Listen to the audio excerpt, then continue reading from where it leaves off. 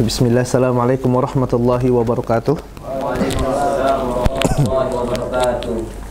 Alhamdulillah, salatu wassalamu ala rasulillah nabiyina Muhammadin wa ala alihi wa ashabihi wa man walah.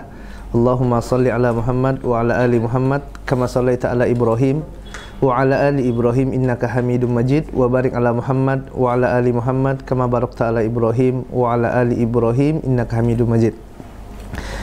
Kaum muslimin dan muslimat yang dimuliakan Allah tabaraka wa taala, alhamdulillah, puji dan syukur senantiasa kita panjatkan kepada Allah azza wa jalla atas limpahan nikmat dan karunia yang Allah tabaraka wa taala berikan kepada kita.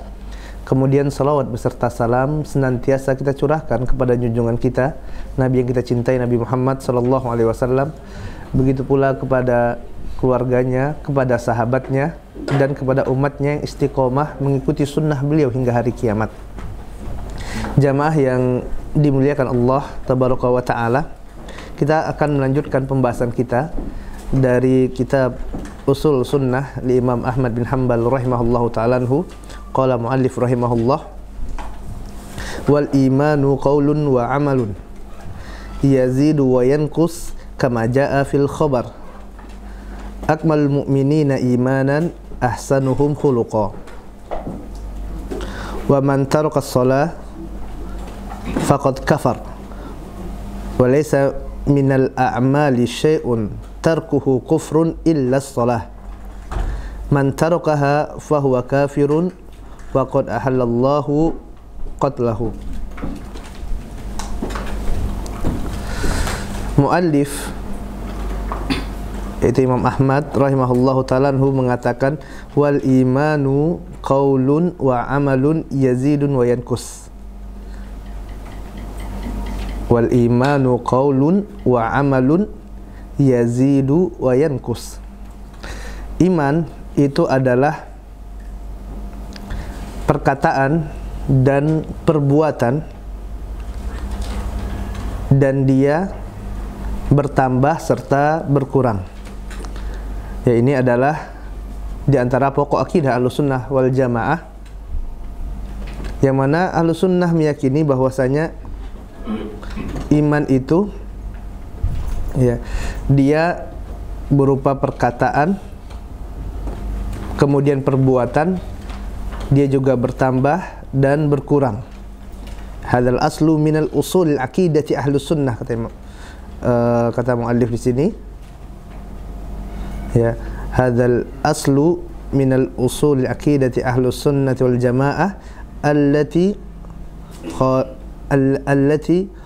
khalafu fiha al-murji'ah. Syekh Ibrahim mengatakan bahwasanya ini merupakan di antara akidah Ahlussunnah wal Jamaah yang dia merupakan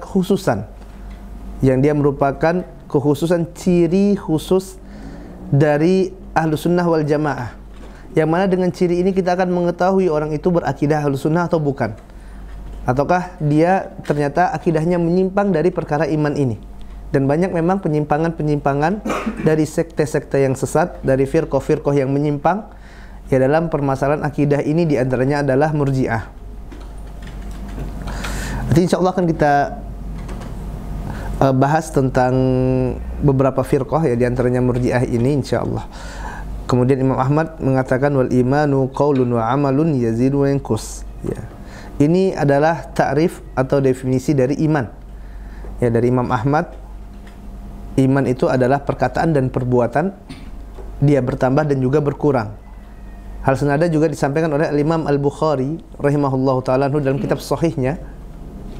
Imam Bukhari mengatakan, wa huwa qaulun wa fi'lun yazidu wa yanqus. Imam Bukhari dalam kitab sahihnya mengatakan bahwasanya iman itu adalah perkataan dan perbuatan yang dia bertambah dan berkurang. Sampai-sampai Al-Imam Al-Bukhari mengatakan, wal hubbu fillahi wal baghdhu fillahi minal iman. Cinta karena Allah dan benci karena Allah ini pun merupakan bagian dari keimanan seseorang. Seseorang yang mencintai saudaranya karena Allah Azza wa Jalla dan membenci seseorang dikarenakan Allah, ini pun merupakan bagian dari keimanan yang ada pada dirinya. Kemudian dan definisi para ulama tentang masalah iman ini banyak sekali, jamaah yang Allah Taala. Yang intinya nanti adalah iman itu akan mencakup 3 hal.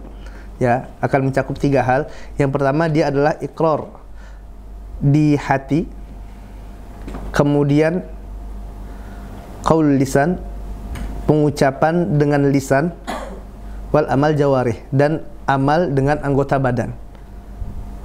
Yang intinya nanti akan kembali pada 3 ini, yaitu iqrar di hati, pengucapan dengan lisan, dan pengamalan dengan anggota badan.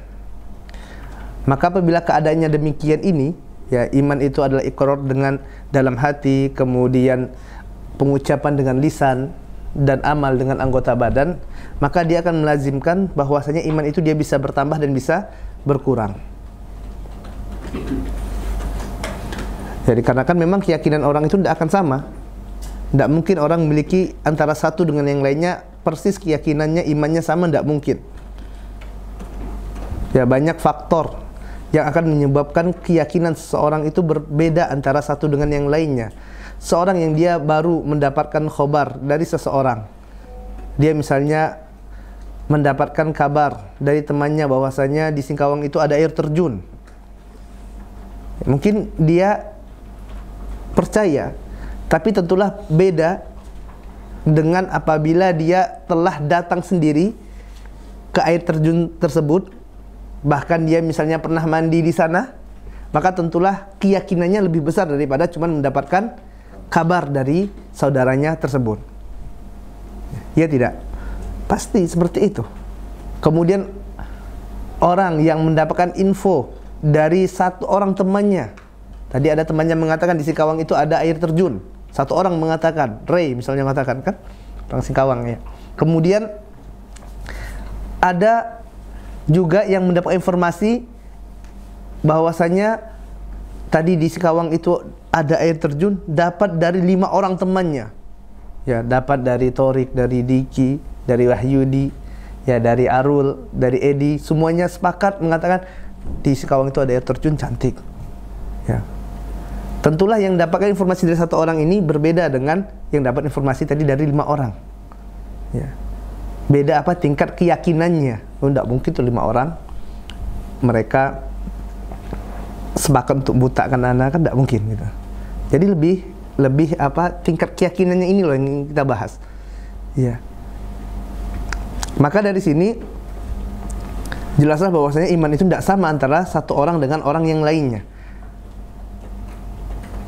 Walaupun misalnya dia belajarnya bareng-bareng, dia tidurnya bareng, tinggal di tempat yang sama, keimanannya bisa jadi dan tentulah akan berbeda antara satu dengan yang lainnya.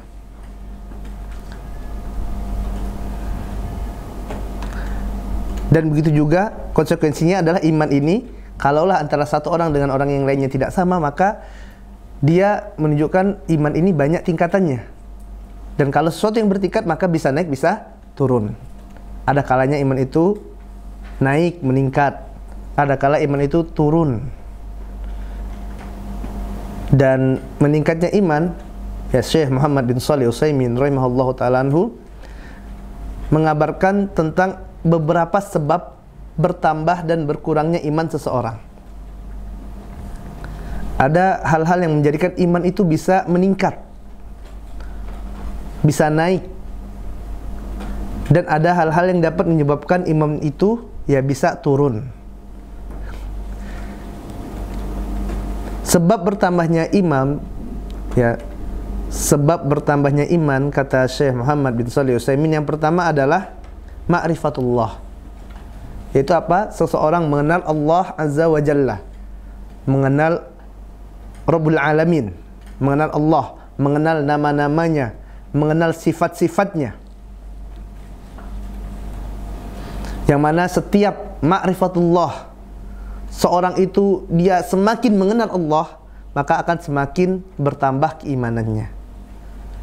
Semakin dia yakin Allah itu Ar-Rahman, dia semakin yakin Allah itu Ar-Rahim, dia yakin Allah itu Maha Penerima Taubat.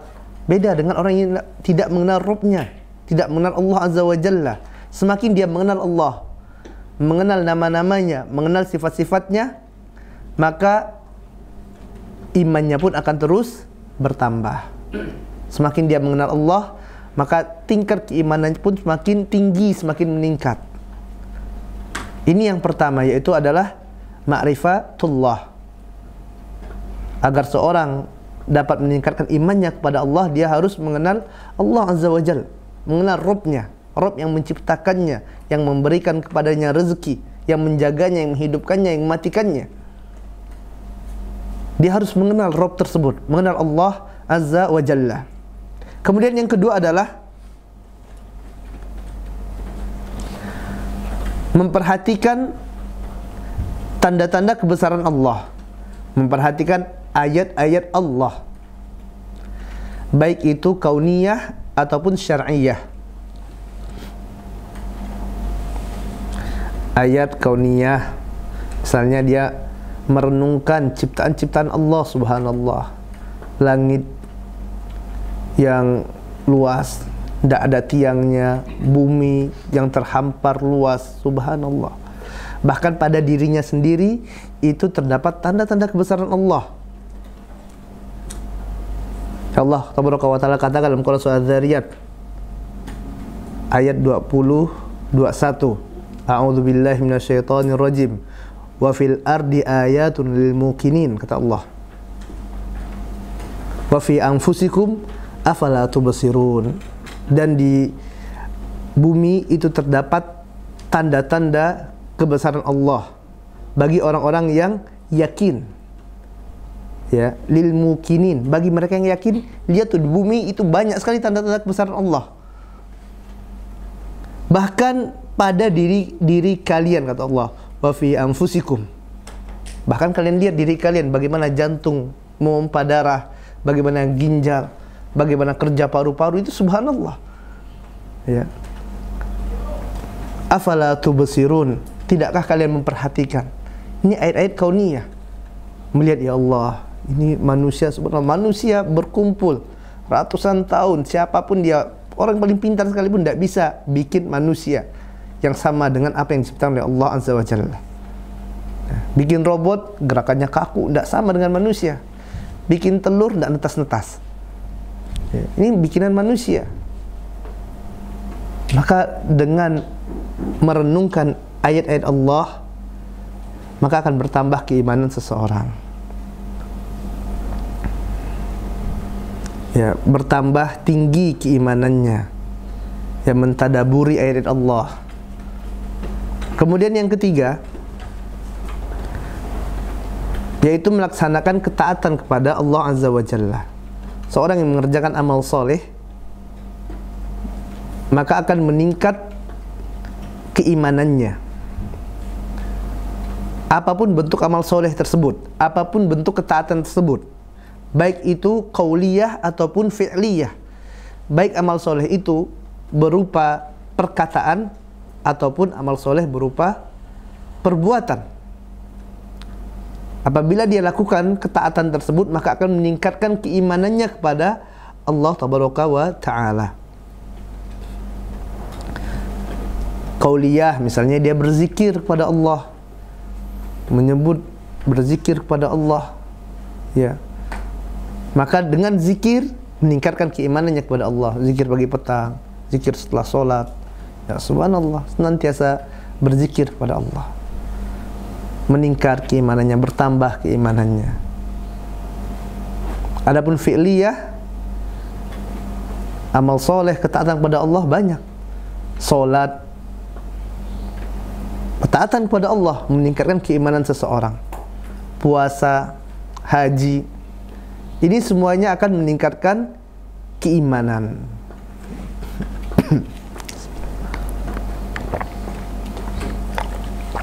Kemudian adapun penyebab berkurangnya iman, kata Syekh Muhammad bin Shalih Utsaimin rahimahullahu ta'ala, yang pertama adalah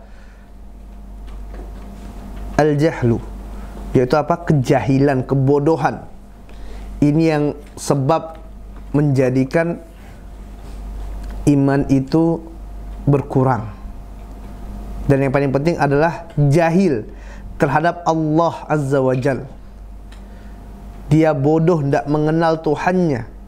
jahil terhadap nama-nama Allah, terhadap sifat-sifat Allah. Makanya kita dapati terkadang ada sebagian orang yang mereka berputus asa dengan rahmat Allah, melakukan dosa besar, melakukan kemaksiatan, ya udahlah, berputus asa, mendapatkan musibah demi musibah, bunuh diri, tidak kenal dengan Rabb-nya Allah Azza wa Jal. Dia tidak mengenal Tuhannya, tidak mengenal Rabb yang menciptakannya, Rabb yang memberikan kepadanya rezeki, yang senantiasa menjaganya. Maka orang yang jahil seperti ini, yang bodoh, yang dia tidak mengenal Rabb-nya, tidak mengenal nama-nama Allah, tidak mengenal sifat-sifatnya, maka akan menjadikan iman ini terus semakin turun, semakin berkurang. Kemudian yang kedua, dia berpaling dari tafakkur. Dia tidak mau tafakkur, tidak mau memikirkan ayat-ayat Allah, baik itu kauniyah maupun syar'iyah. Dia pergi ke pantai, udah main-main saja. Ya, tidak dia pikiran tuh gimana tuh kok ombak bisa seperti itu, air yang banyak ini siapa yang menciptakannya, kok air laut bisa asin. Dia tidak berpikir, jamaah milik Allah Subhanahu wa ta'ala, itu kok bisa ya kapal itu berjalan di atas air, kok bisa pesawat itu terbang, ya, itu kok bisa burung-burung terbang, subhanallah, ya, tanda-tanda kebesaran Allah. Dia tidak mau berpikir, tidak mau memikirkan ayat Allah, ya, sehingga imannya pun semakin lama semakin merosot, semakin turun. Kemudian yang ketiga adalah berbuat maksiat.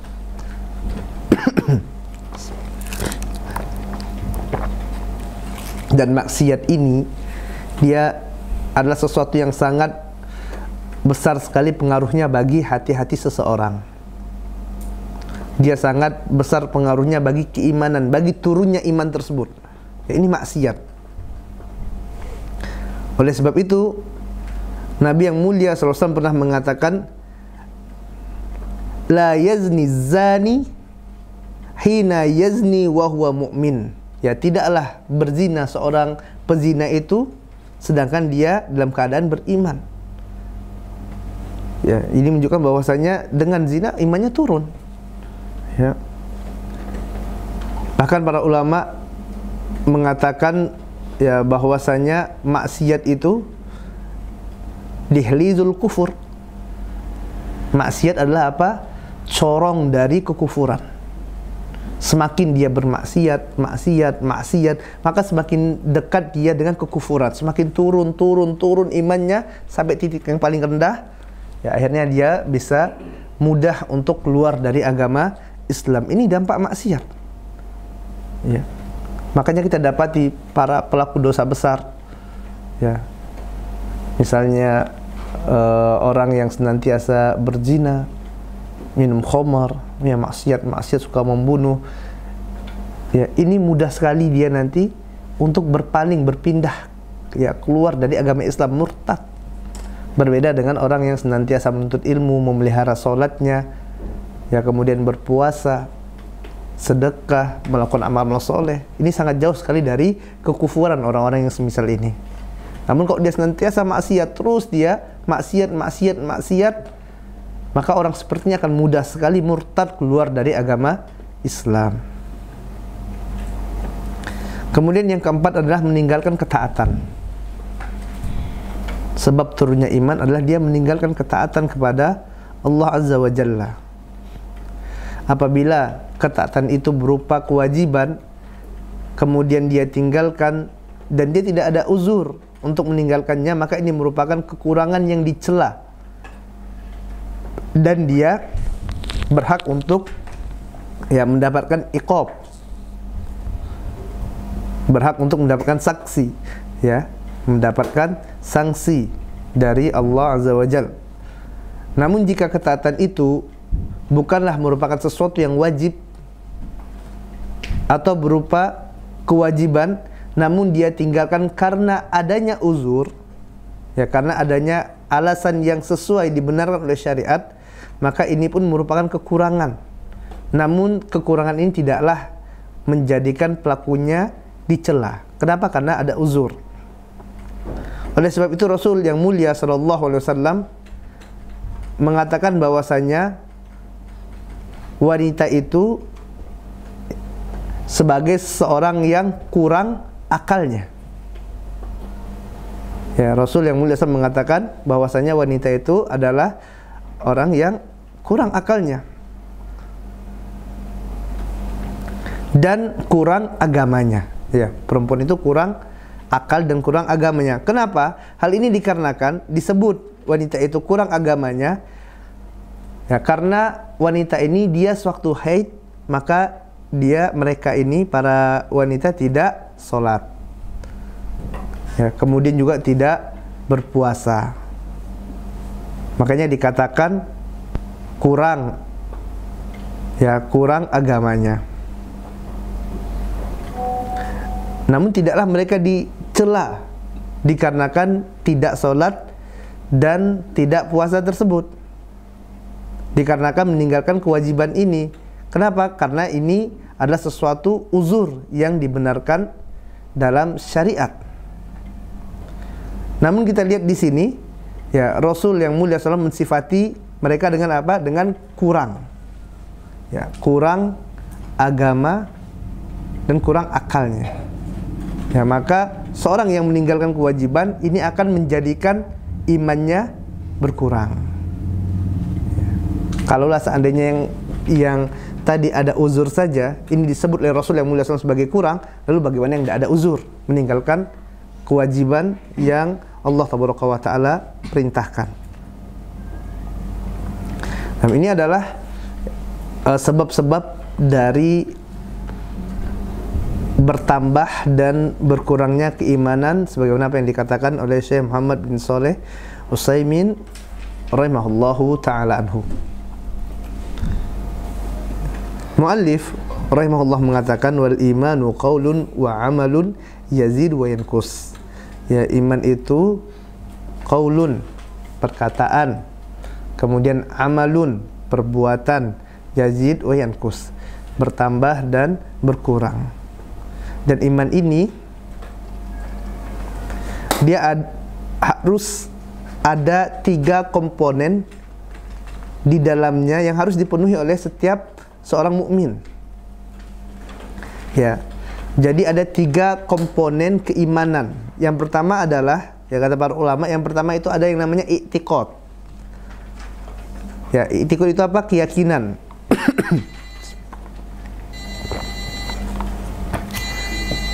Yang pertama al-i'tiqad. Ya, dia harus ada dalam iman itu i'tiqad. Kemudian qaul, perkataan, dan amal, perbuatan.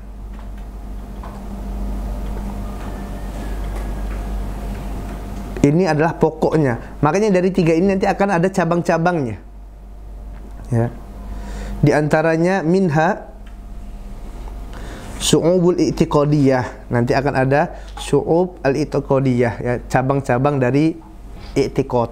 Jadi ini masalah i'tiqad, dalam iman harus ada i'tiqad, harus ada keyakinan. Nanti dari keyakinan ini ada cabang-cabang. Ini usulnya, pokoknya. Kemudian nanti darinya ada cabang-cabang. Ya, ini syu'ub al-i'tiqadiyah. Kemudian ada nanti syu'ub qauliyah. Ya. Dari perkataan. Kemudian nanti perkataan ini ada cabang-cabangnya lagi.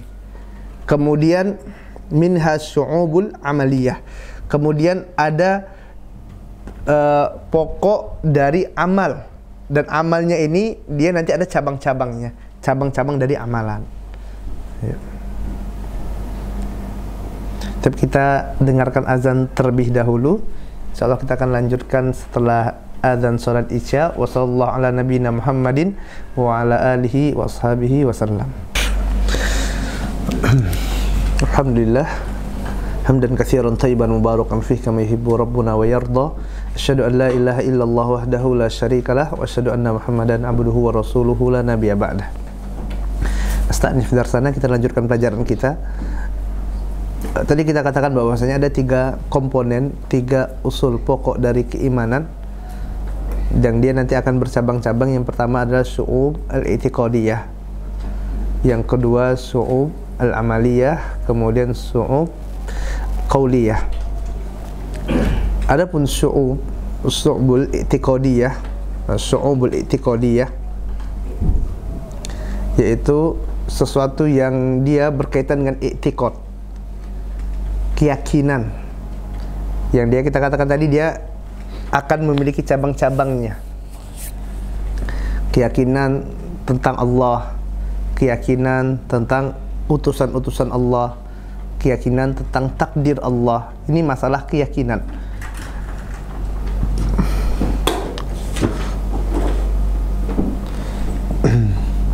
Para ulama mengatakan, faman taraka syu'bata min syu'ubil i'tiqadi fahuwa kafir.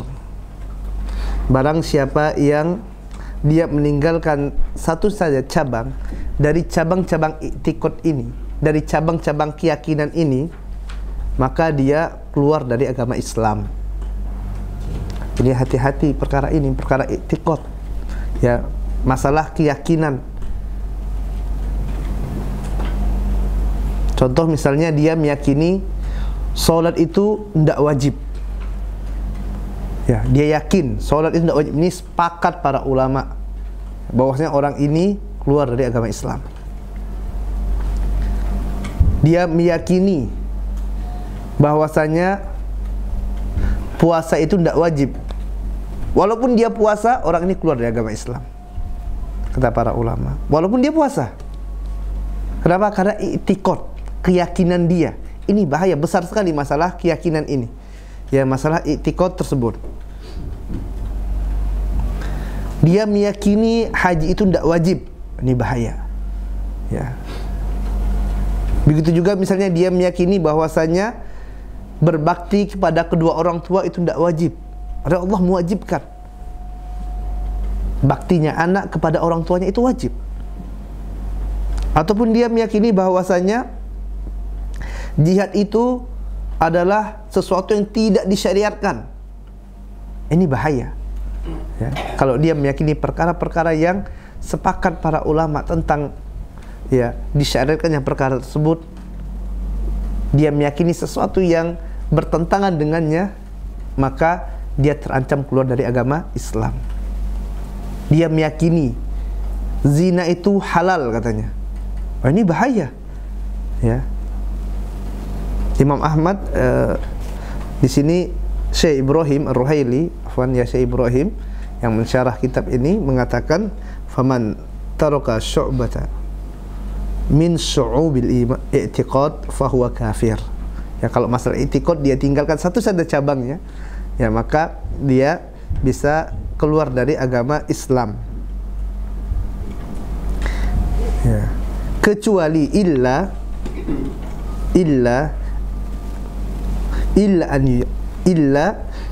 an yu'adzara bijahlihi, kecuali apabila dia meninggalkan, dia memiliki keyakinan tersebut, ya, memiliki keyakinan yang menyimpang itu disebabkan karena kejahilan, karena kebodohan, maka yang seperti ini dimaafkan, ya. Kalau dia jahil, bodoh, dia tidak tahu misalnya sholat itu wajib, ya, makanya dia katakan sholat itu tidak wajib. Kenapa? Orang ini orang bodoh, orang jahil, ya, tidak pernah mendapatkan pendidikan Islam, ataupun dapat pendidikan Islam dari tempat yang salah, sehingga masih ada syubhat di kepalanya. Ini orang jahil, ya, maka tidak bisa kita katakan orang ini kafir, tidak boleh, ya. Kenapa? Karena dia ada uzur. Apa uzurnya? Kejahilan.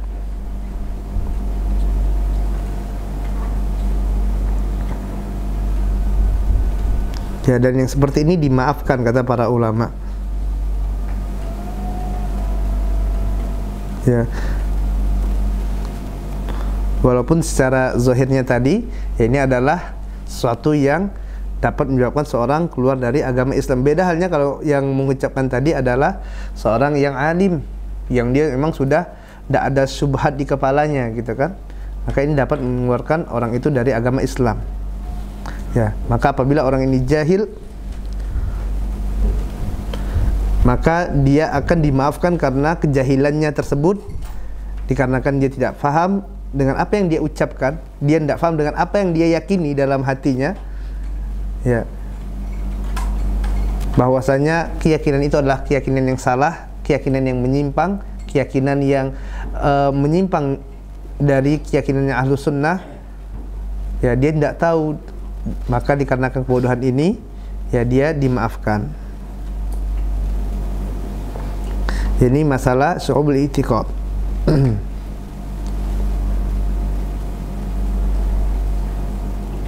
Maka masalah i'tiqad ini adalah perkara yang penting ya.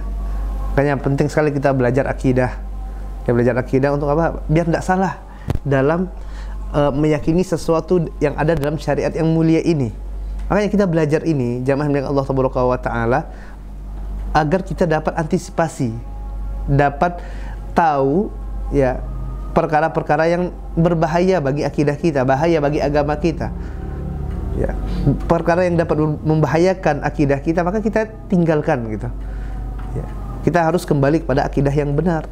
Ya, makanya kita belajar. Kemudian mu'allif mengatakan walaysa minal a'mali syai'un tarkuhu kufrun illa shalah. Dan tidak ada satupun amalan yang pelakunya apabila meninggalkan amalan tersebut dia keluar dari agama Islam kecuali apa? Kecuali salat, kata Imam Ahmad bin Hanbal rahimahullah. Tidak ada pun satupun amalan. Ya, tadi kita masalah i'tiqad, na'am i'tiqad. Ya. Adapun masalah amal, dan ini adalah termasuk syu'ub al-amaliyah. Ya, termasuk cabang-cabang dari amalan. Tadi kan kita katakan iman itu ada yang dia keyakinan. Keyakinan ini tidak boleh menyimpang kecuali tadi orang itu jahil. Adapun dalam hal amalan, ya, orang itu nanti kan bercabang-cabang nih amalan-amalan ini. Ada sholat, zakat, puasa, haji, berbakti pada kedua orang tua. Ya, bahkan kata Imam Bukhari tadi, ya, cinta karena Allah dan benci karena Allah pun ini termasuk iman. Dan ini amalan. Ya. Dia mengerjakan amalan-amalan soleh. Ya. Ini amalan-amalan, cabang-cabang dari keimanan. Dan tidak ada, kata Imam Ahmad, walaysa minal a'mali, dan tidak ada satu dari amalan-amalan, ya, walaysa minal a'mali syai'un tarkuhu kufrun illa shalah, yang apabila seseorang meninggalkannya dia akan keluar dari agama Islam kecuali apa? Kecuali salat. Ini menunjukkan bahwasanya salat ini perkara yang besar sekali. Ya. Perkara yang tidak main-main ini, perkara salat ini. Ya, yang ternyata pada hari ini banyak sekali dari kaum muslimin yang meremehkannya. Ya. Banyak sekali dari orang Islam ternyata melalaikan salat ini. Jadi ini kata Imam Ahmad. Ya, Imam Ahmad berpendapat bahwasannya seorang yang meninggalkan salat, ya, ini kufur, murtad, keluar dari agama Islam. Kalau menurut antum gimana, Ray? Reynaldi. Gimana, Ray? Orang yang tidak sholat, gimana statusnya, Ray? Keluar dari agama Islam tidak? Tidak. Antum menentang Imam Ahmad. Imam Ahmad ditentang sama Ray. Apa dalilnya, Ray? Hah? Tergantung. Hah? Gimana? Insya Allah. Anda kata-kata Imam Ahmad mengatakan seperti ini, dia bilang enggak. Insya Allah, luar biasa ya. Gimana, Ray? Gimana tuh, Ray? Keluar enggak dari Islam orang enggak sholat?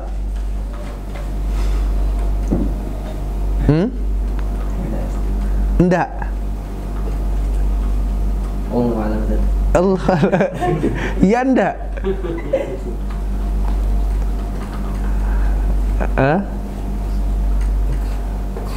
Gading, gimana Gading? Orang tidak sholat keluar dari agama Islam tidak? Kalau menurut Gading nih? Keluar kecuali dia punya uzur. Keluar dari Islam kecuali kalau punya uzur. Insyaallah.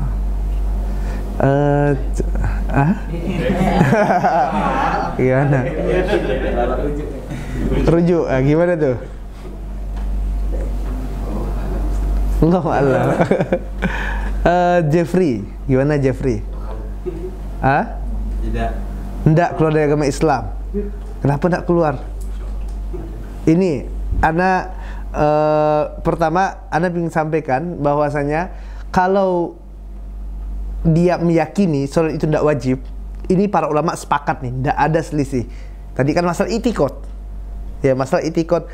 Dia meyakini bahwasanya sholat itu ndak wajib dan dia berilmu tentangnya, maka ini sepakat para ulama orang ini murtad, keluar dari agama Islam. Ya, bukan ini yang disampaikan Imam Ahmad, bukan. Tapi yang dimaksud dengan Imam Ahmad di sini adalah orang yang dia tidak sholat karena apa? Karena malas.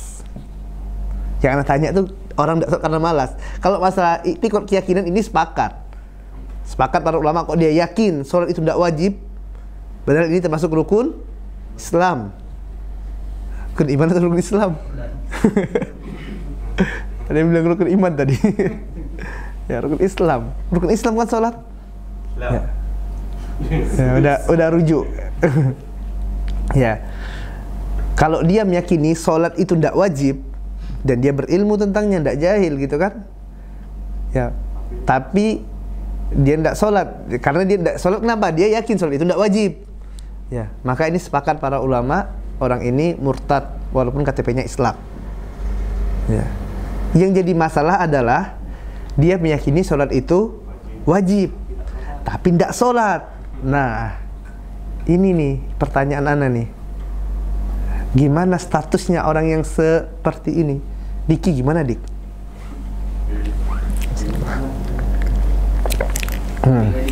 Hah? Apa sama Ki Gading?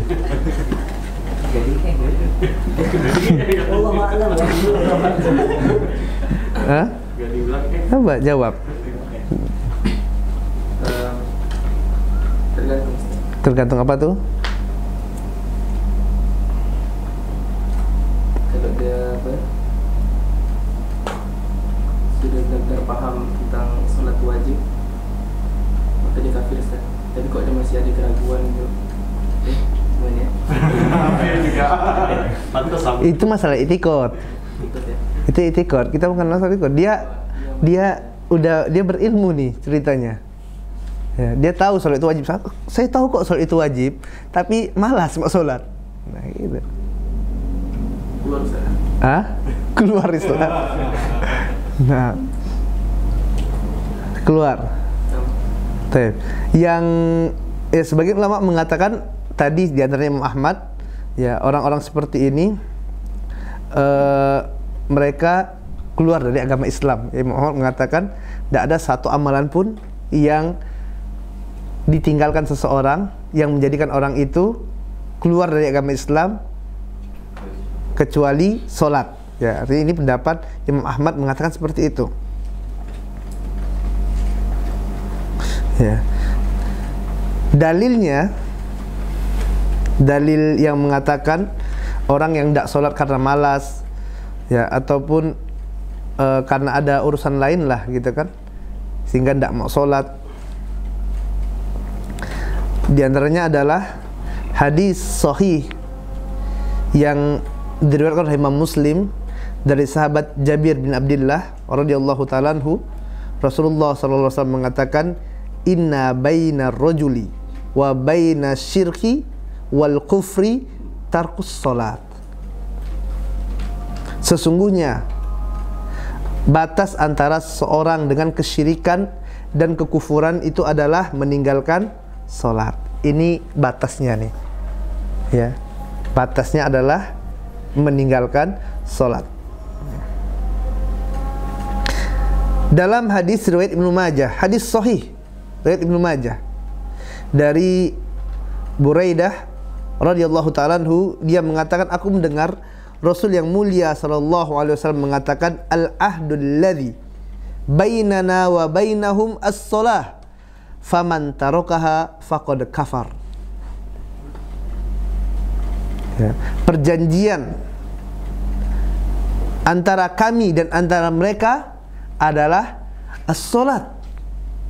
Barang siapa yang meninggalkannya, kata Nabi yang mulia sallallahu alaihi wasallam, faman tarakaha faqad kafar, maka dia telah kufur. Siapa yang mengatakan? Nabi yang mulia sallallahu alaihi wasallam. Jadi orang yang tidak sholat murtad enggak? Pak Yudi. Orang yang meninggalkan sholat karena malas murtad enggak? Pasti enggak. Apa dalil antum? Ini udah bawakan dalilnya, perkataan ulama. Murtad enggak yuk? Enggak yuk? Apa dalilnya yuk? Ya, Anda ada bawakan dalil dah. Hah? Itu umum. Ini dalilnya udah sore. Jelas antum bawakan perkara umum untuk yang khusus tidak bisa. Hah?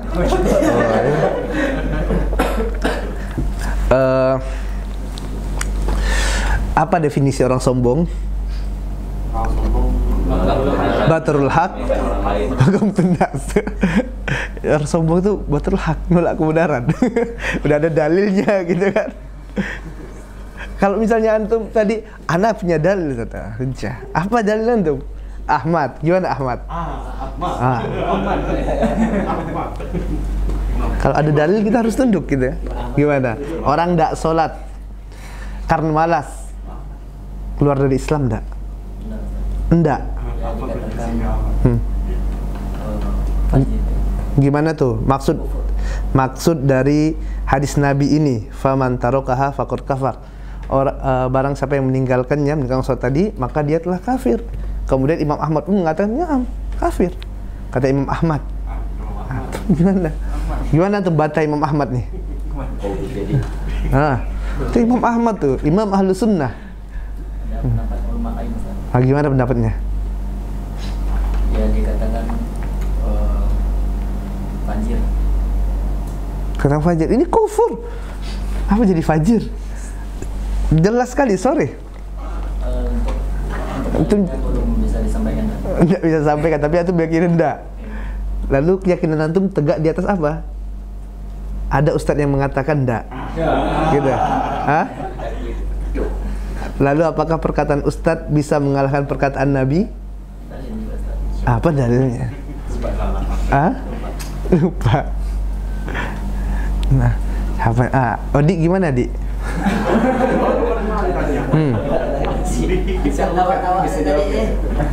Bismillah ya. Kalau pendapat Anda berinci sih, Ustaz. Pendapat antum gimana? Kita harus bantah Imam Ahmad dengan ini nih. Harus ilmiah. Kalau orang yang lalai tadi ternyata belum tahu tentang hadis tadi riwayat Muslim sama hadis riwayat Ibnu Majah, insyaallah ada dalil itunya, butuhnya. Itu i'tiqad. Tapi kalau ternyata dia tahu, ya kafir.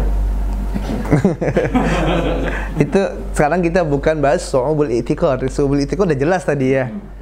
Su'ubul i'tiqad udah selesai. Ini sekarang su'ubul amaliyah, ya tentang pasal amalnya. Dia tahu gitu kan, tidak mau sholat. Kan ada orang kayak gitu kan? Ada enggak sih orang yang tahu sholat itu wajib? Ini sholat fardu yang 5 ya kita bahas ini, bukan sholat sunnah. Dia tahu ini sholat wajib tapi sholat dia tidak mau sholat. Ya. Dia tidak mau sujud kepada Allah Azza wa Jalla. Iya kan? Iblis tidak mau sujud. Ya, gimana? Iblis tidak sujud? Ya, aba wastakbar wa kana minal kafirin. Iblis tidak mau disuruh sujud satu kali, tidak mau. Ini orang ini berkali-kali disuruh sujud sama Allah. Tidak mau sujud kepada Allah. Itu gimana tuh? Siapa lagi orang tanya nih? Belum dapat jawabannya nih. Didit gimana, Dit? Untuk saat ini keluar dari Islam.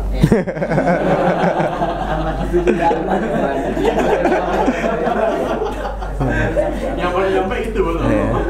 Sayyidina Muhammad ya. Baik. Ini pendapat pertama. Ini ada khilaf memang dalam masalah ini ya. Dalam masalah tadi yang jadi khilaf ini adalah sewaktu orang itu dia tidak sholat, ya tidak sholat karena malas, ya tidak sholat karena malas. bukan karena dia berkeyakinan sholat itu tidak wajib. Kalau sholat itu tidak wajib, dia berkeyakinan itu sudah jelas ini. Sepakat para ulama, ya, sepakat para ulama, tidak ada khilaf kalau masalah ini. Yang jadi masalah adalah tadi kalau misalnya dia malas sholat, tidak mau sujud kepada Allah. Nah, maka pendapat pertama tadi mengatakan bahwasanya orang ini kafir, keluar dari agama Islam, ya, murtad orang ini, ya. Kemudian pendapat yang kedua, dan pendapat yang rajih insyaallah, pendapat yang lebih kuat, yaitu orang tersebut tidak keluar dari agama Islam, dan ini kufur kecil kata para ulama, yang tidak menyebabkan seorang itu keluar dari agama Islam.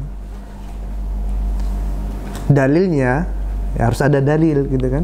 Kok dalilnya perkataan Ustadz Fulan, tidak bisa. Tadi ada hadis Nabi. Bagaimana hadis Nabi disandingkan atau dilawan dengan perkataan Ustadz atau perkataan ulama atau perkataan kiai atau perkataan sahabat? Ya, tidak bisa. Harus ya dalil perkataan Nabi yang harus kita dahulukan.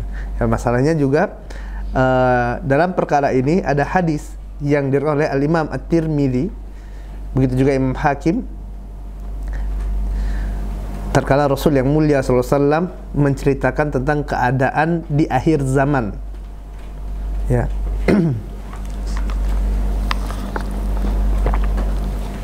Hadis ini diriwayatkan oleh sahabat Huzaifah bin Yaman radhiyallahu ta'ala anhu. Dia mengatakan Rasulullah SAW bersabda,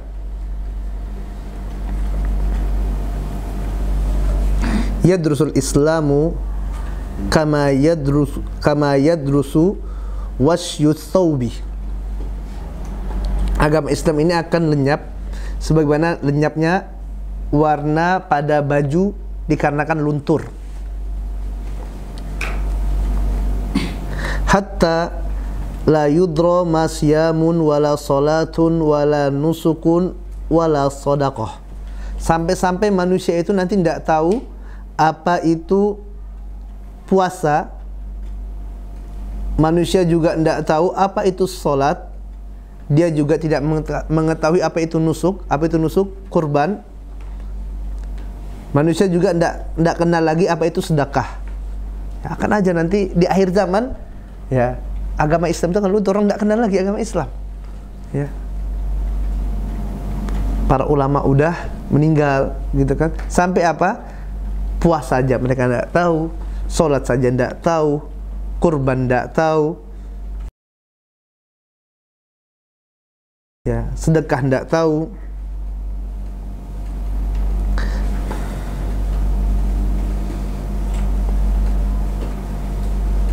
Kemudian wala yusra ala kitabillahi subhanahu wa ta'ala fi lailatin fala yabqa fil ardi minhu ayat. Kemudian kata Hudzaifah, ya, membawakan hadis Nabi yang mulia sallallahu alaihi wasallam ini, ya, orang pada waktu itu udah tidak tahu puasa, tidak tahu sholat, tidak tahu sedekah, tidak tahu kurban, ya. Kemudian Al-Quranul Karim, kitabullah pun akan diangkat oleh Allah Azza wa Jalla pada suatu malam, sehingga tidak tersisa satu pun ayat Allah di atas muka bumi ini, ya. Tidak ada satu ayat pun dari Al-Quran di atas muka bumi. Udah tidak kenal lagi Al-Quran. Nanti keadaan di akhir zaman. Dan tersisalah sekelompok manusia, Asy-Syaikhul Kabir wal Ajuz, yaitu orang Syekhul Kabir, laki-laki yang tua renta, ya. Wal Ajuz, ya, dan wanita yang tua renta, laki-laki dan wanita yang tua renta.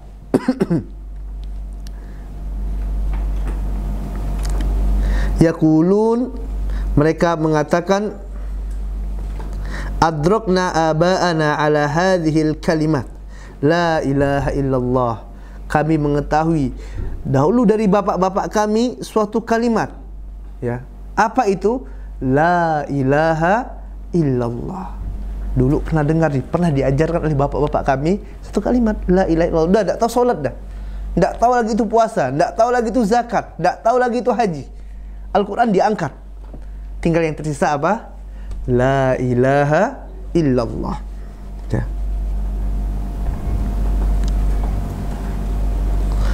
Fanahnu nakuluha, dan kami pun mengucapkannya. Ya, sebagian orang ini yang tersisa apa? Kalimat la ilaha illallah. Itu aja yang mereka ucapkan. Mereka udah tidak puasa, tidak sholat, tidak zakat. Ya, cuman mengucapkan apa?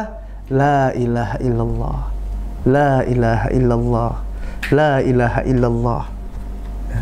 Kemudian Silah, ya, seorang tabi'in, dia berkata, apakah kalimat la ilaha illallah itu bermanfaat bagi mereka, sedangkan mereka tidak tahu lagi itu sholat, tidak tahu puasa, tidak tahu kurban, tidak tahu sedekah? Manfaatkah kalimat la ilaha illallah itu? Ya, sholat dah tidak, puasa tidak, sedekah tidak, apalagi haji. Ya, baca Quran udah diangkat, tidak bisa lagi.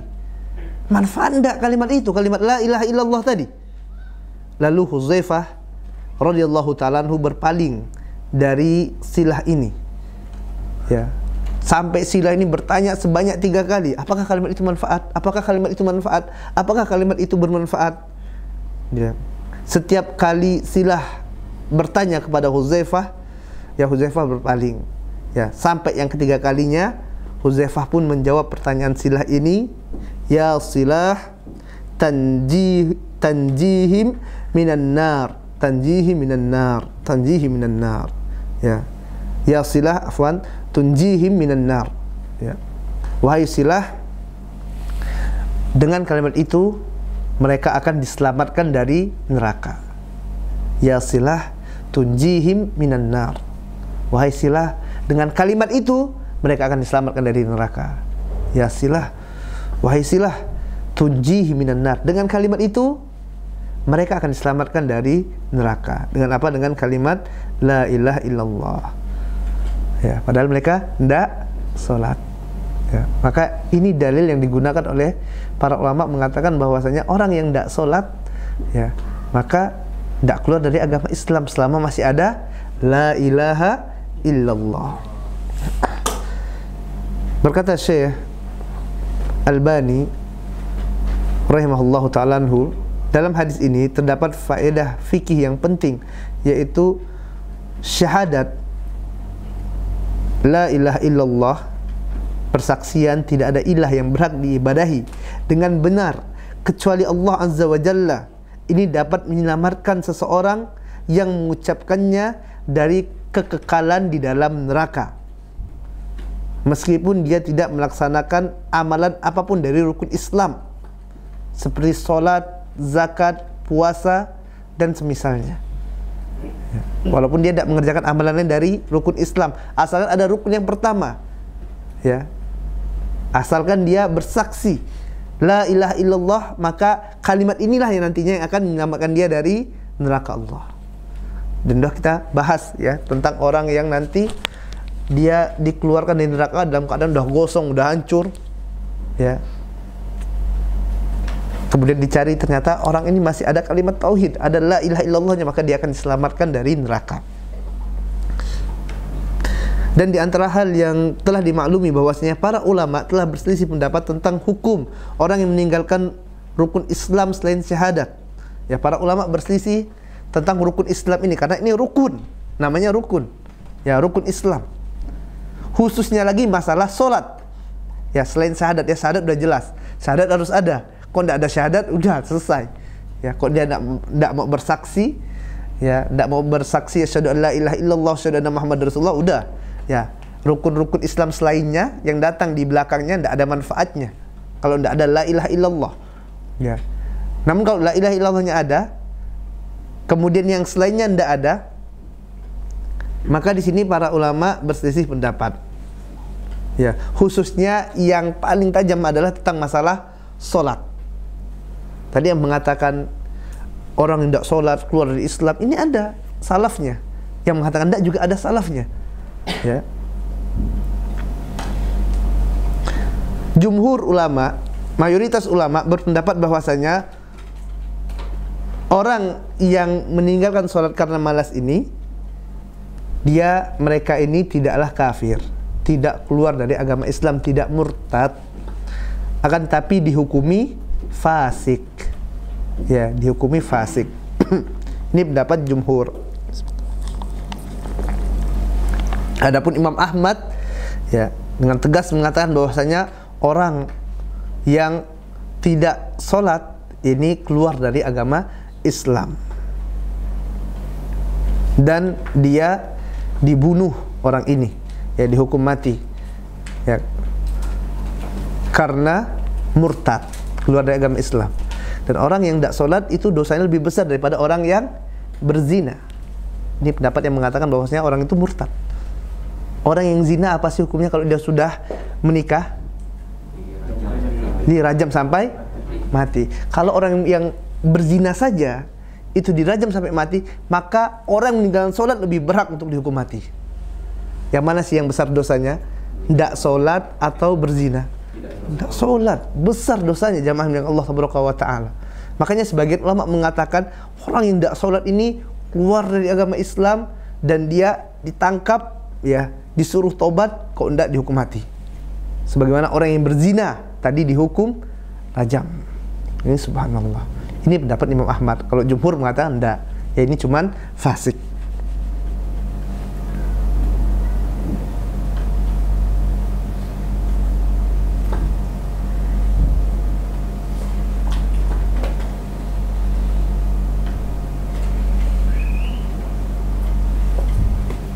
Ya, jadi meninggalkan sholat ini adalah perkara yang besar. Ya, ala kulli hal di sini terlepas dari khilaf para ulama tadi, taulah kita bahwasanya meninggalkan sholat ini adalah perkara yang besar, yang para ulama sampai berbeda pendapat tentang hukum yang pantas bagi orang yang meninggalkannya. Sebagian dari mereka mengatakan bahwasanya hukuman yang pantas diberikan kepada orang yang tidak sholat ini adalah dia didera dan dipenjara. Ya, ditangkap orang tidak sholat, ditangkap, dipenjara. Kemudian sebagian yang lain mengatakan bahwasanya orang yang tidak mau sholat, tidak mau sujud kepada Allah, maka hukuman yang pas untuk mereka ini adalah dibunuh. Ya, ditangkap kemudian dibunuh. Ya, dihukum mati. Kemudian sebagian yang lainnya mengatakan bahwasanya orang ini tadi ditangkap disuruh tobat ya, disuruh tobat, kemudian kok dia tidak mau tobat, dihukum mati. Dipilih, antum mau sholat kah, mau dihukum mati. Ya. Bahkan di sini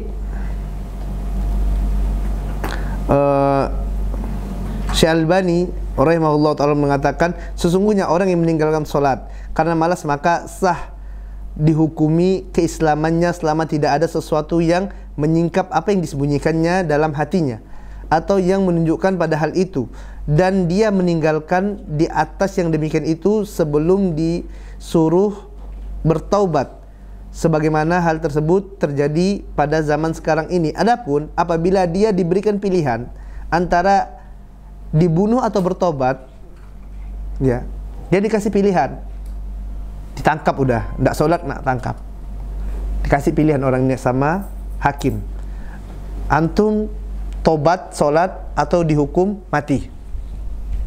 Ya, mau sholat, ya kalau mau sholat dibebaskan udah, kalau tidak mau dihukum mati.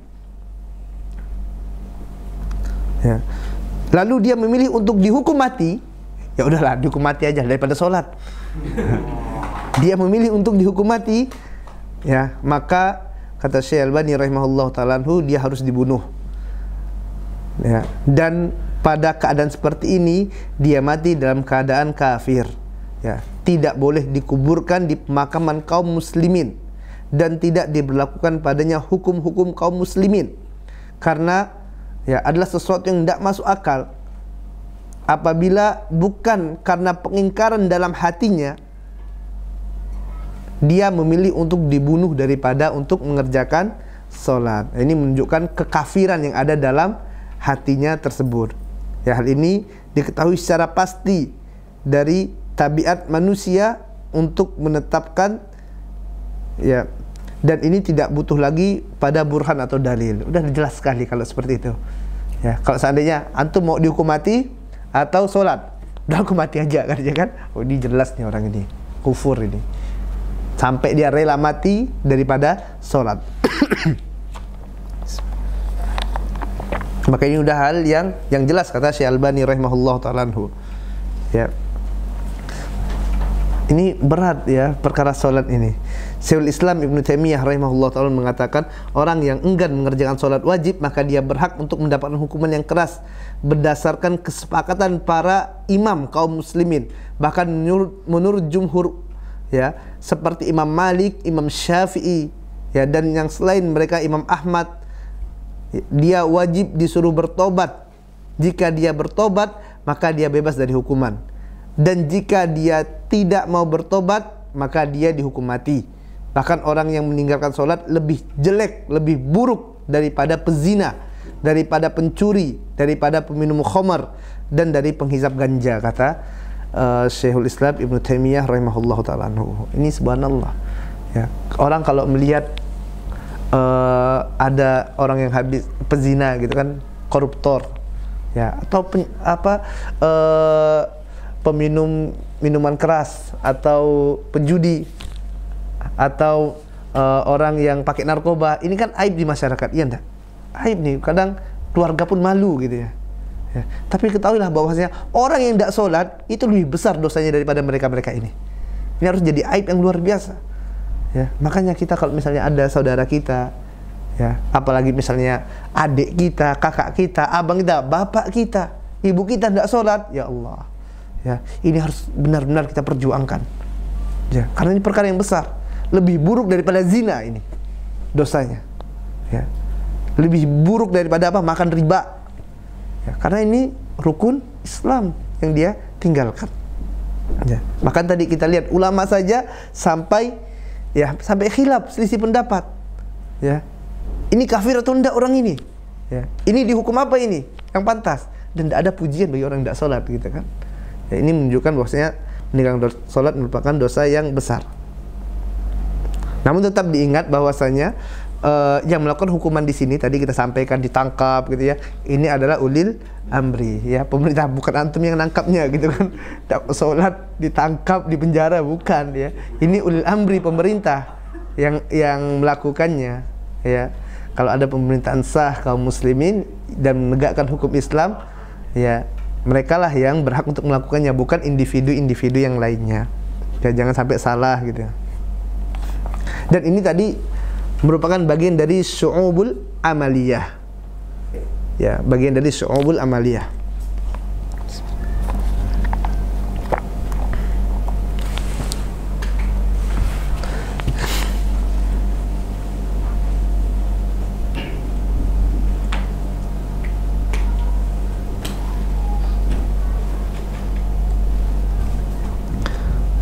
Ya. Muallif mengatakan, wa amma syu'ubul amaliyah fa innahu idza taraka syai'an min hadhihi syu'ub fanzur fi i'tiqadihi fa in kana mu'taqidan liwujubiha fa innahu ba'da dzalika yanzuru fi hadhihi syu'bah. Adapun syu'ub al-amaliyah ini, maka apabila dia meninggalkan salah satu dari amalan-amalannya yang diwajibkan, maka mesti dilihat tentang keyakinannya terlebih dahulu. Ya, selain dari sholat tadi, maka dilihat kembali kepada keyakinannya. Apabila dia masih berkeyakinan bahwasanya amalan tersebut adalah amalan yang wajib, maka ini tidak menyebabkan keluar dari agama Islam walaupun dia tidak mengerjakan amalan tersebut. Ya, jelas ya. Ya, berbeda halnya dengan dua kalimat syahadat. Tadi kalau dua kalimat syahadat ini kan berkaitan dengan dia mengucapkannya, ya, syu'ub qauliyah, ya, berkaitan dengan cabang yang berkaitan dengan perkataan tadi. Faman tarokahuma, barang siapa yang meninggalkan dua kalimat ini, dia tidak mau mengucapkannya, ya, dia tidak mau tarku talaffuzu bihima, dia tidak mau mengucapkan dua kalimat syahadat, ya. Dia yakin, tapi dia tidak mau mengucapkan dua kalimat syahadat. fa in i'taqada wujubuhuma fahuwa kafirun bi ijma'il ummah. Ya, ada orang yang misalnya dia yakin, ya, dia yakin nih dalam hatinya, ya, yakin asyhadu alla ilaha illallah, asyhadu anna muhammadar rasulullah, tidak ada rob yang berhak diibadahi dengan benar kecuali Allah, dan dia yakin Muhammad sallallahu alaihi wasallam adalah hamba dan utusan Allah. Tapi sewaktu disuruh mengucapkan syahadat asyhadu alla ilaha illallah, asyhadu anna muhammadar rasulullah, dia tidak mau mengucapkan, ya. Bahkan memang tidak mau, memang lisannya mengucapkan dua kalimat syahadat itu. Walaupun dia meyakininya, maka orang seperti ini murtad, keluar dari agama Islam. Ya. Yang mana ini sama seperti murtadnya siapa? Seperti kekufurannya Abu Thalib. Ya, Abu Thalib itu jamaah yang Allah Taala, dia yakin dakwahnya Nabi Muhammad SAW. Bahkan Abu Thalib membela dakwah Nabi. Ya. Dia yakin tentang kerasulan Muhammad SAW, apa yang disampaikan Muhammad kebenaran, ya, Muhammad SAW kebenaran, dia yakin. Tapi sewaktu disuruh mengucapkan la ilaha illallah, dia tidak mau, ya. Maka ini juga iman itu tidak hanya di hati, akan tapi harus, ya, diucapkan dengan lisan dan diamalkan dengan anggota badan, ya. Dan dalam perkara iman ini, Ahlussunnah meyakini bahwasanya apabila iman itu hilang sebagian, maka tidak melazimkan dia hilang seluruhnya. Ya, kalau hilang sebagian, karena tadi kan banyak tingkat-tingkatannya. Kalau satu tingkat, satu bagian hilang, maka tidak melazimkan itu hilang semuanya. Iman itu bukan cuma satu, tapi bertingkat-tingkat.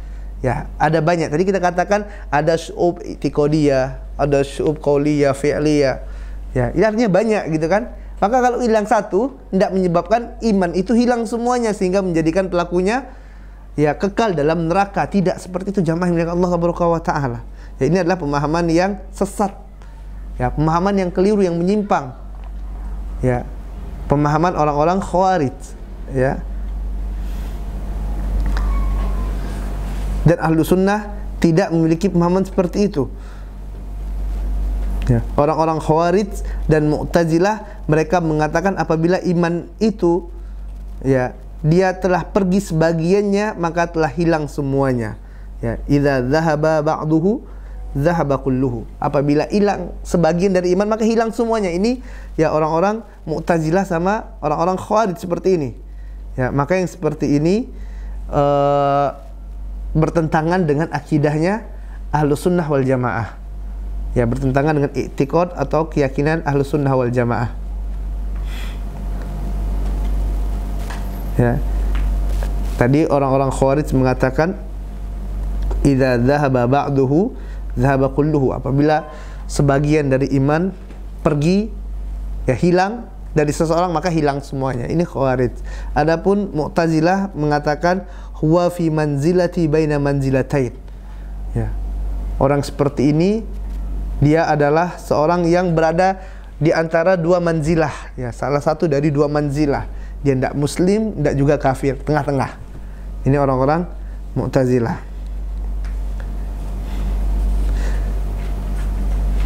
Jadi jamaah yang dimuliakan Allah Taala, barakallahu fiya wa fikum. Semoga Allah memberkahi ana dan antum semuanya. Dan semoga Allah Taala memberikan hidayah kepada kita untuk dapat memahami kebenaran dalam masalah iman ini. Ya, terdapat dua pokok pemahaman yang menyimpang, yang menyelisihi akidah Ahlussunnah wal Jamaah. Yang pertama adalah faham wa'idiyah.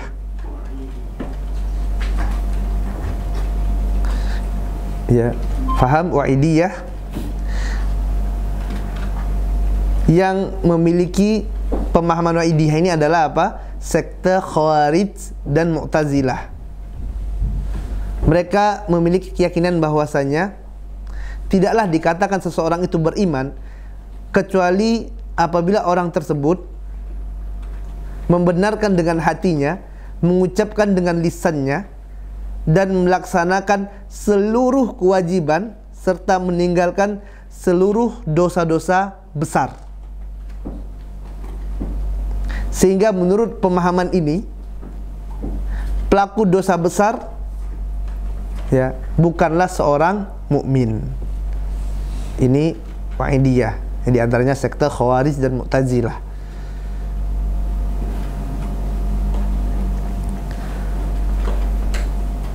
Ya, Khawarij dan Mu'tazilah ini mereka berbeda pendapat tentang hukum bagi pelaku dosa besar di dunia.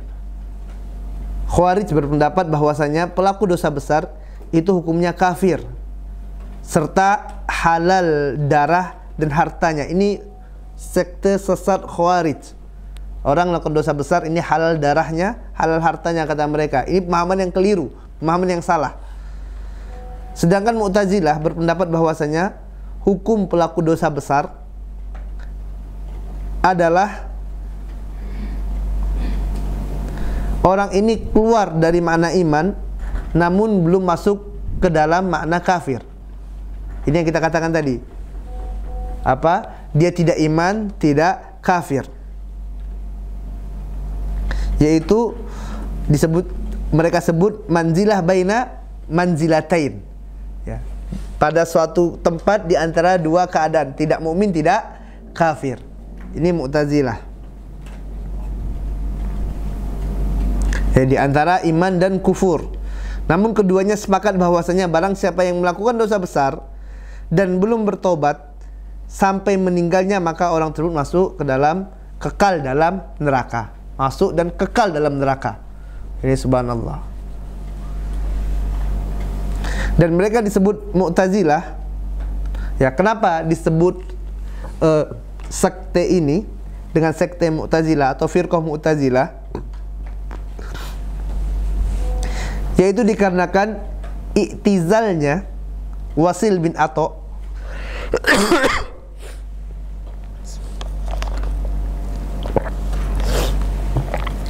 ya, disebut dengan firqah Mu'tazilah, yaitu dikarenakan i'tizalnya Wasil bin Atha, yaitu keluarnya, menyingkirnya Wasil bin Atha ini dan Amr bin Ubaid dari majelisnya Hasan al-Basri rahimahullah. Yang mana pada saat itu seorang yang sedang mengungkapkan kepada Hasan al-Basri suatu pertanyaan, wahai imam, telah muncul di zaman kita sekarang ini orang-orang yang mengkafirkan pelaku dosa besarnya. Ada yang bertanya kepada mengabarkan kepada siapa? Hasan al-Basri, wahai imam, sekarang ada nih yang pada zaman kita sekarang orang-orang yang mengkafirkan pelaku dosa-dosa besar. Ya, pelaku dosa besar dihukumi kafir oleh mereka. Mereka menganut paham yang sama dengan pemahaman Wa'idiyah, yaitu kaum Khawarij dalam hal ini. Ini dikabarkan kepada Hasan al-Basri rahimahullahu ta'ala anhu. Mendengar ungkapan ini, maka Hasan al-Basri pun merenung sejenak. Ya. Kemudian sewaktu Hasan al-Basri ini merenung, ya, Wasil bin Atha tadi lantas menimpali.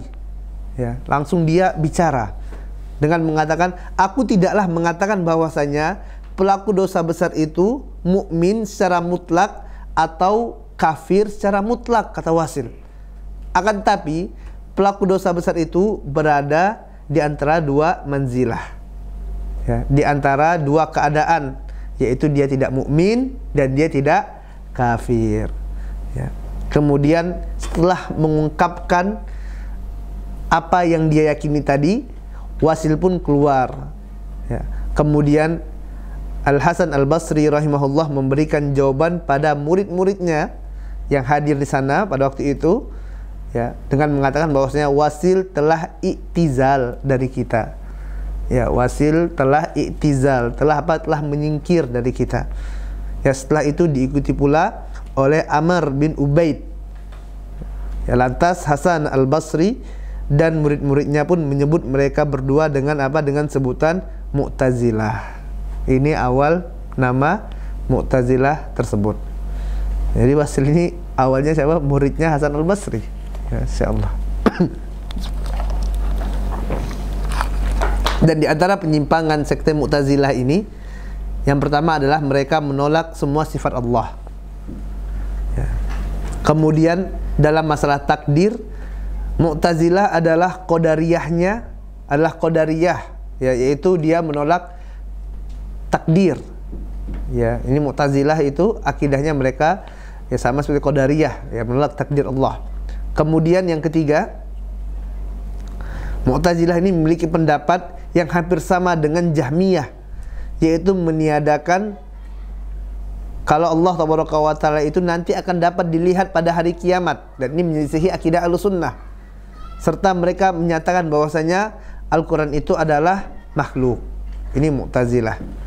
Ya, bukan kalamullah. Sedangkan Ahlussunnah meyakini bahwasanya Al-Quran itu adalah kalamullah laisa bimakhlukin. Ya, bukan makhluk. Kemudian yang keempat, Mu'tazilah juga meyakini bahwasanya semua ilmu itu kembali pada akal. Ya, ilmu itu kembali pada akal. Kalau dia sesuai akal diterima, kalau enggak diterima. Ya. Kemudian yang kelima, di antara penyimpangan dari sekte Mu'tazilah ini, ya, mereka mirip dengan Khawarij, yaitu mereka menganggap pelaku dosa besar itu kekal di dalam neraka. Dan ini berbeda dengan akidahnya Ahlussunnah wal Jamaah. Namun mereka Mu'tazilah ini tidak berani, ya, secara terang-terangan tidak berani mengatakan orang tersebut kafir, enggak. Ya, pelaku dosa besar. Kalau Khawarij pelaku dosa besar kafir, jelas. Kalau Mu'tazilah enggak. Akan tapi di dunia itu berada di antara dua manzilah kata mereka. Adapun nanti di akhirat masuk neraka, kekal dalam neraka. Ya.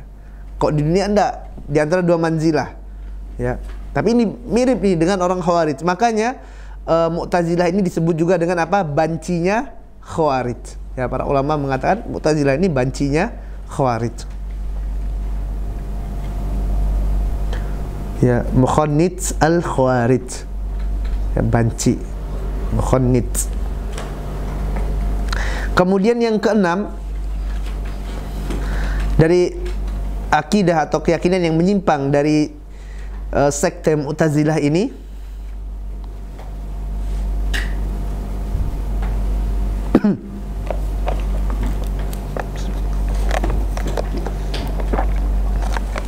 ya, mereka berkeyakinan bahwasanya orang mukmin itu tidak akan pernah masuk neraka, namun cuma mendatangi saja, akan tapi tidak masuk. Karena kalau masuk neraka, ya, maka akan kekal dalam neraka. Ini akidah mereka. Berbeda dengan keyakinan Ahlussunnah. Ahlussunnah meyakini ada ahlu tauhid yang nanti masuk neraka, ada. Ya, ada ahlu tauhid yang akan masuk neraka.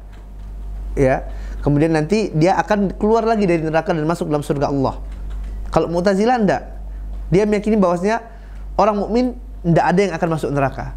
Kenapa? Kalau udah masuk neraka, kekal, enggak akan keluar-keluar.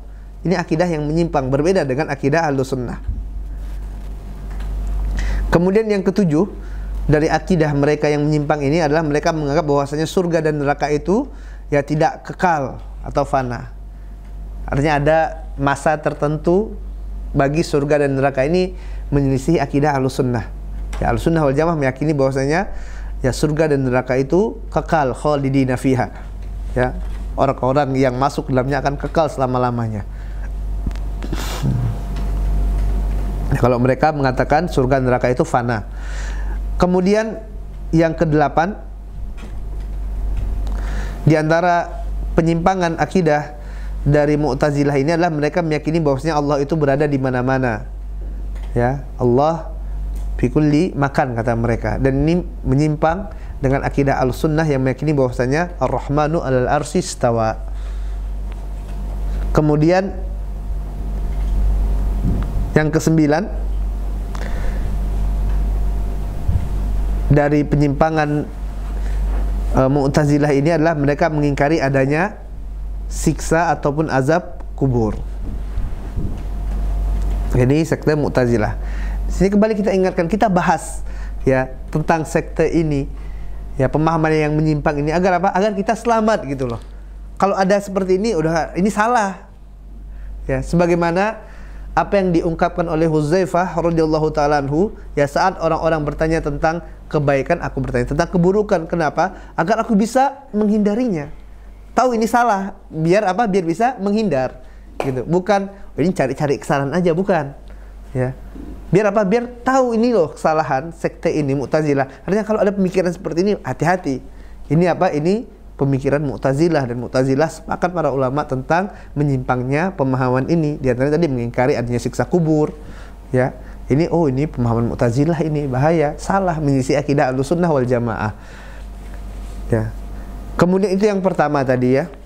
Ya, Wa'idiyah. Kemudian yang kedua adalah faham Murji'ah. Tadi kan Wa'idiyah itu ada Khawarij sama Mu'tazilah. Kemudian yang kedua paham Murji'ah.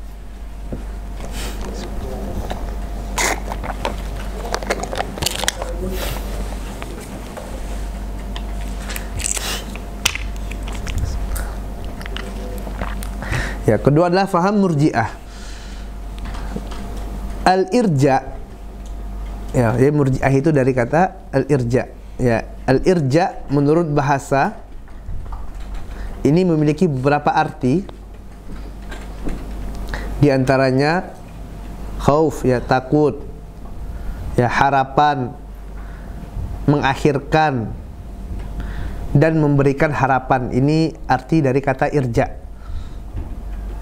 Adapun irja menurut istilah yaitu mengakhirkan amal dari iman. Mengakhirkan amal dari iman. Ini secara istilah. Sedangkan Murji'ah, ya, dia adalah firqah atau sekte yang sesat yang berpendapat dan meyakini bahwasanya amal itu tidak termasuk dalam iman.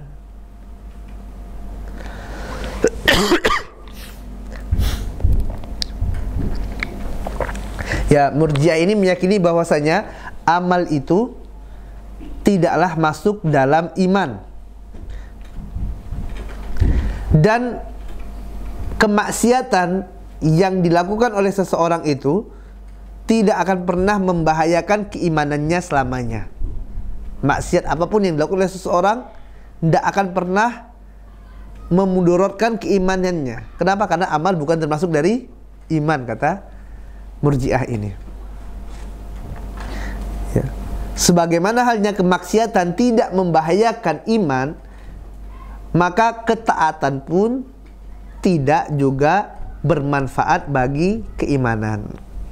Ini sekte Murji'ah. Ya, mereka ini meyakini bahwasanya iman itu cukup di hati saja. Ya, cukup pembenaran dalam hati saja. Ya. Murji'ah ini meyakini bahwasanya iman itu cukup yang ada dalam hati. Ya, kemaksiatan yang dilakukan oleh seorang tidak mengurangi keimanannya. Ya.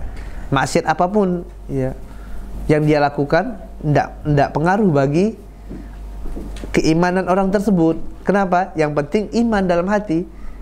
Antum mau zina kah, mau minum khamar kah, mau makan riba, tidak ngaruh tuh. Sebagaimana maksiat tidak ngaruh, amal soleh pun ketaatan tidak ngaruh juga bagi iman. Ya, ini pemahaman dari sekte Murji'ah. Dan menurut mereka, ya, pelaku dosa besar ini tetap merupakan seorang mukmin kamilul iman. Ya, orang yang melakukan dosa besar, tadi kita katakan berzina, minum khamar, ya, kemudian makan riba dan lain-lainnya, dosa-dosa besar ini sama saja dengan orang yang taat, tidak ada pengaruhnya. Ya, seorang mukmin yang kamilul iman, imannya sempurna. Ya, iman pelaku kemaksiatan sama dengan imamnya Abu Bakar. Ya, subhanallah. Ya, ini Murji'ah. Sehingga apa? Sehingga menjadikan orang ini tadi tidak berhak untuk masuk ke dalam neraka. Ya, oleh karena itu menurut Murji'ah ini keimanan seseorang itu tidak bertambah dan tidak berkurang. Ya, karena iman itu cukup dengan pembenaran dalam hati saja. Ya. Kata mereka Murji'ah ini, semua manusia memiliki keimanan yang sama dalam hati-hati mereka. Iman orang itu semuanya sama, ya. Manusia yang beribadah sepanjang siang dan malam sama saja dengan manusia yang senantiasa maksiat siang dan malam harinya. Tidak ada bedanya. Selama maksiat tersebut bukan kemaksiatan yang mengeluarkan dari agama Islam. Ini Murji'ah. Ya tadi kalau kita beri perumpamaan ya, misalnya orang-orang Khawarij ya, yang pertama tadi Wa'idiyah, Khawarij, Mu'tazilah itu dia memandang iman itu cuma satu saja ya. Atau seperti inilah misalnya 10, ini angka 10. Imannya misalnya ada 10. Satu saja dia melakukan dosa besar, 10 kurang 1 kan harusnya 9. Artinya masih ada 9 dong keimanannya. Kalau orang Khawarij enggak. Ya, orang-orang Mu'tazilah enggak. 10 kurang 1 0, habis semuanya. Kekal dalam neraka. Padahal tadi kan imannya ada 10. Harusnya 10 kurang 1 9 dong. Ya. Kalau Khawarij enggak, matematikanya sangsot. Ya, 10 kurang 1 0 kata mereka. Ini kan sangsot. Ya. Beda Khawarij ya, Wa'idiyah, beda juga Murji'ah. Ya. Kalau Murji'ah 10 kurang 1 10 gitu kan. 10 kurang 9 10, 10 kurang 2 10. Ini kan sangsut dua-duanya. Ya. Imannya tetap saja sempurna gitu kan, tidak ada kurang-kurangnya. Ya. 10 tambah 2 pun 10. Pokoknya tetap gitu kan, tidak bertambah, tidak berkurang. Ya. Maka ini sekte yang sangsut gitu katakannya, sekte yang keliru. Ya. Dan Murji'ah ini teman-teman yang dibilang Allah Tabaraka wa Ta'ala, dia ada 4 kelompok. Yang pertama adalah ya Karomiyah, yaitu paham yang menyatakan bahwasanya iman adalah perkataan dengan lisan saja. Ini Karomiyah. Karomiyah. Kemudian ya Asy'ariyah, yaitu paham yang menyatakan bahwasanya iman adalah pembenaran dengan hati saja meskipun tidak diucapkan. Kemudian yang ketiga adalah paham yang menyatakan bahwasanya iman cukup dengan pengenalan hati saja meskipun tidak membenarkannya. Artinya jika seseorang sudah mengenal dengan hatinya meskipun tidak membenarkannya, maka sudah dianggap sebagai seorang mukmin. Ya, ini merupakan pahamnya Jahmiyah dan merupakan Murji'ah yang paling buruk kata para ulama. Kemudian yang keempat adalah apa yang disebut dengan Murji'atul Fuqaha, yaitu paham yang menyatakan bahwasanya iman adalah ucapan dengan lisan dan keyakinan dalam hati. Ya, ini pendapat Murji'ah yang paling ringan penyimpangannya, yaitu Murji'atul Fuqaha.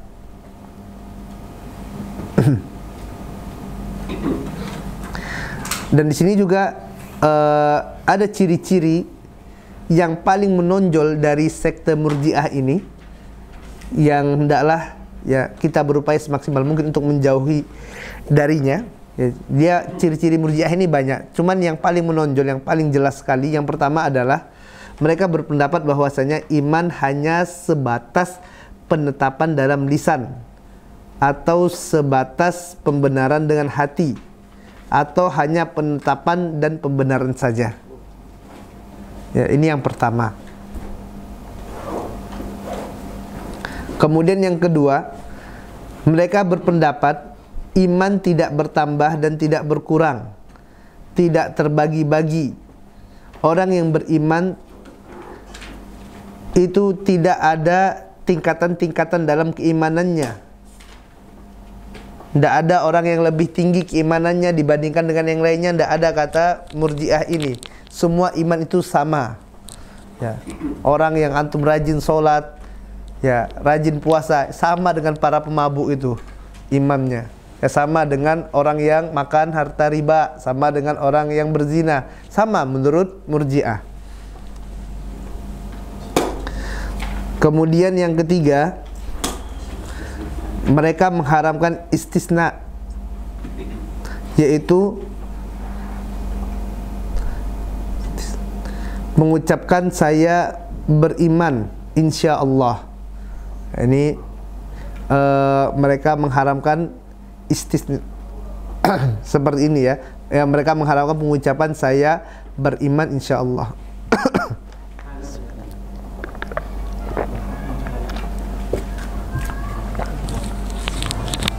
Nah, kemudian yang keempat, di dalam perkara iman, mereka berpendapat bahwasanya orang yang meninggalkan kewajiban dan melakukan perbuatan haram ini sama sekali tidak mengurangi keimanan dan tidak memberikan pengaruh padanya. Antum mau maksiat seperti apa, bebas. Ya, ini Murji'ah. Kemudian yang kelima, mereka membatasi kekufuran hanya pada pendustaan dengan hati. Yang keenam, mereka mensifati amal-amal kekufuran yang tidak membawa melainkan kepada kekufuran, seperti menghina dan mencela Allah, Rasulnya maupun syariat Islam, bahwa hal itu bukanlah suatu kekufuran, tetapi hal itu menunjukkan pendustaan yang ada dalam hati. Ya, padahal Ahlussunnah meyakini bahwasanya ini adalah kekufuran. Ini Murji'ah. Ya, dan pemahaman seperti ini banyak pada hari ini, walaupun mereka tidak tahu ini pemahaman Murji'ah. Ya, dia yang penting amal itu amalan anggota badan itu tidak termasuk katanya, yang penting cuma di hati saja. Ya, jilbab hati gitu kan. Yang penting kan hati yang dijilbabkan. Gimana cara jilbabkan hati? Ada kayak gitu kan? Ada sebagian orang tanya, kenapa kok tidak pakai jilbab? Yang penting tuh hati dijilbabkan. Gimana jual jilbab hati ya? Ya. Ya, ini pemahaman yang menyimpang tadi dalam masalah iman. Adapun Ahlussunnah, ya Ahlussunnah mengatakan bahwasanya apabila sebagian dari iman ini pergi, maka ada sebagian yang lainnya yang tersisa. Namun tentu tidak sama antara orang yang sering bermaksiat dengan orang yang baik keimanannya kepada Allah, senantiasa melakukan ketaatan kepada Allah Azza wa Jalla. Ya, kenapa? Karena Ahlussunnah meyakini bahwasanya iman itu bertingkat, tingkat yazid wa yanqus. Maka iman, kata mu'allif di sini, apabila sebagiannya hilang, maka tidak melazimkan ya semua juga hilang, tidak. Ini Ahlussunnah. Ahlussunnah ya itu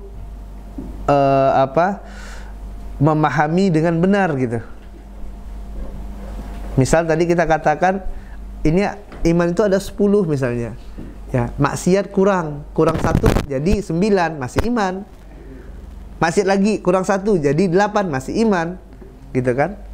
Bukan 10 kurang 1 0, bukan 10 kurang 1 ya 10. Ini sangsut, kan? Salah kayak gini. Ya, tapi Ahlussunnah enggak. Ya, maksiat kurang imannya. Ya. Maksiat terus terus iman itu menipis, turun. Tapi kalau dia taat kepada Allah, melakukan apa yang Allah perintahkan, mengenal nama-nama dan sifat Allah, ya, merenungkan ayat Allah, maka imannya akan naik. Ya.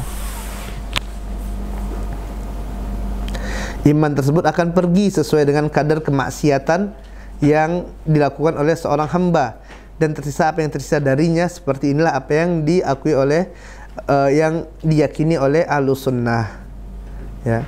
Makanya Ahlussunnah tadi meyakini iman itu yazid wa yanqus. Maka penting bagi kita untuk melakukan amal-amal soleh. Ya. Baik itu amalan yang wajib ataupun amalan yang sunnah. Kenapa? Karena kita ingin iman kita terus meningkat. Ya. Makanya tadi para ulama menjelaskan bahwasanya orang yang meninggalkan sunnah, ya sunnah di sini dalam ahkamu taklifiyah, ya yang dalam masalah fikih ada perkara yang wajib, ada perkara yang sunnah.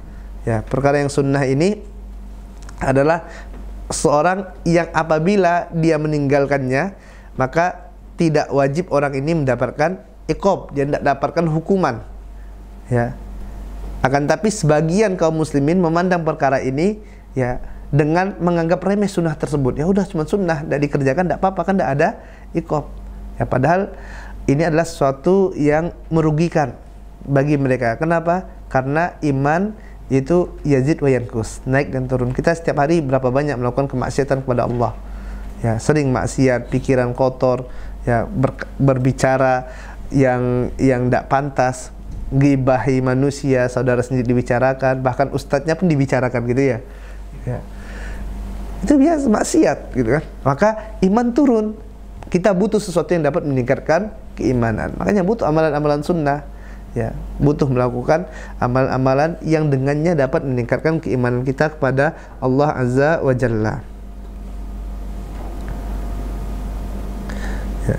Ini adalah keyakinan Ahlussunnah bahwasanya iman itu adalah i'tiqad, keyakinan dalam hati, kemudian ucapan dengan lisan, dan amalan anggota badan. Dan iman itu apabila ada 3 ini, maka konsekuensinya dia akan bertambah dengan ketaatan kepada Allah dan berkurang dengan ketaatan kepada syaitan laknatullah. Anda rasa ini saja ya yang dapat kita sampaikan pada kesempatan kali ini. Apa yang benarnya datang dari Allah Azza wa Jalla, dan yang salah datang dari kelemahan ilmu ana dan dari syaitan. Silakan nanti kalau misalnya ada yang mau didiskusikan atau ada yang mau disampaikan dari apa yang kita sampaikan ini, ada yang mau dikoreksi dari apa yang kita sampaikan, silakan ya, kita terbuka ya untuk tadi dikoreksi. Dan jazakumullah khairan bagi teman-teman semuanya yang telah mengikuti dars ini. Kita akhiri majelis kita dengan membaca doa kafaratul majelis. Subhanakallahumma bihamdika asyhadu an la ilaha illa anta astaghfiruka wa atubu ilaik. Assalamualaikum warahmatullahi wabarakatuh.